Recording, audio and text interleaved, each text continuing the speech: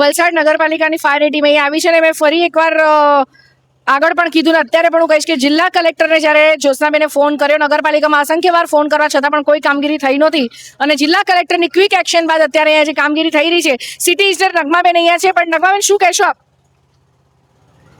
કઈ નથી, અહીંયા શું કહે કે ડ્રેનેજનું જે મોટા તળાવનું પાણી છે એ મોટા તળાવનું પાણી અહીં આવી રહેલું છે એટલે મોટા તળાવનો ઓવરફ્લો અહીંયા આવી રહ્યો છે, જે હમણાં અમે ડીવોટરિંગ પંપથી અને જેટિંગ મશીનથી હમણાં બધી લાઈનો સાફ કરાવી રહ્યા છીએ. નગમાબેન, 3 સોસાયટીમાં હું ફરી મા દુર્ગા પાર્ક સોસાયટી, ખ્યાતિનગર અને શિવ પાર્ક સોસાયટી, વરસાદી પાણી જે છે એ બહાર છે અને થોડું ડ્રેનેજનું પણ છે.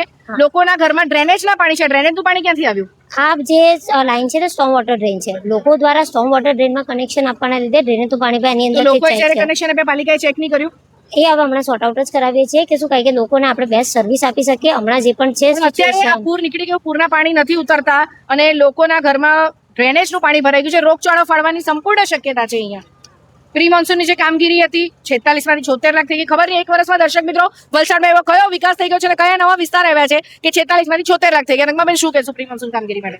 પ્રી મોન્સૂન કામગીરીની અંદર લાસ્ટ યર આપણે મોટી ડ્રેનોનું લીધેલું હતું કે જે મોટી કાસો છે ને જે મોટા છે તેનો આપણે એક એસ્ટિમેટ બનાવીને એની કામગીરી સોંપણી કરવામાં આવી હતી. આ ફેરી આપણે બને ત્યાં સુધી ઇન્ટરનલ જે પણ બોક્સ ડ્રેન છે તેને પણ કવર કરવાની ટ્રાય કરેલી હતી કે જેથી આપણે શું કહે કે પબ્લિકને બેસ્ટ સર્વિસ આપી શકીએ અને ટાઈમ પર એ મળી બેસ્ટ સર્વિસ પબ્લિકને?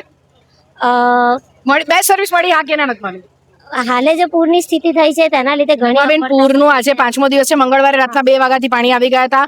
ભાગડા જે કહેવાય કે પિચિંગ એકદમ નજીકનો વિસ્તાર છે ત્યાં પણ અત્યારે પાણી ઉતરી ગયા છે. નો ડાઉટ લોકોના ઘરમાં કાદવ કીચડ છે, પણ આ ડ્રેનેજનું પાણી છે નગમાબેન. હા, એના માટે જ હવે સોલ્યુશન લાવવા માટે આવેલા છે કે શું કે બેસ્ટ સોલ્યુશન અહીંયાથી મળી જાય અને બીજી વખત નહીં ભરાય તેની પણ એન્શ્યોરિટી કરી લે કે બીજી વખત નહીં ભરાય તેના માટે આપણે શું કરી શકીએ છીએ. જી જ્યોત્સનાબેન, શું કહેશો? નગમાબેને જે જવાબ આપ્યો આપ સંતુષ્ટ છો આ જવાબથી?